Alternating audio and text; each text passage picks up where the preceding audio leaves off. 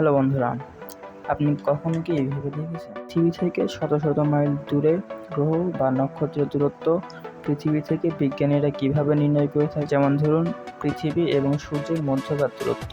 পৃথিবী এবং সূর্যের মধ্যকার দূরত্ব নির্ণয় করার জন্য আমরা দুটি পদ্ধতি ব্যবহার করতে পারি।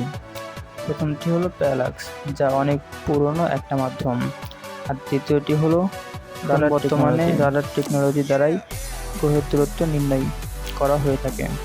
এই টেকনোলজির মাধ্যমে বিজ্ঞানীরা যে গ্রহের দূরত্ব জানতে চান সেই গ্রহে সিগন্যাল প্রেরণ করেন, এবং সেই গ্রহে সিগন্যাল যেতে এবং ফিরে আসতে যতটুকু সময় লাগে সেই সময়টাকে ক্যালকুলেট করার মাধ্যমে আজকের আধুনিক বিজ্ঞান গ্রহের দূরত্ব জানতে সক্ষম হয়ে যান। আর এই গতি আলোর গতির সমান হয়ে থাকে। ভিডিওটি ভালো লাগলে লাইক করতে পারেন এবং এমনই আনকমন ইন্টারেস্টিং ভিডিও পাওয়ার জন্য চ্যানেলটি সাবস্ক্রাইব করে আমাদের পাশেই থাকতে পারেন। আর আমাকে কমেন্ট করে জানাতে পারেন আপনারা কী ধরনের ভিডিও দেখতে পছন্দ করেন।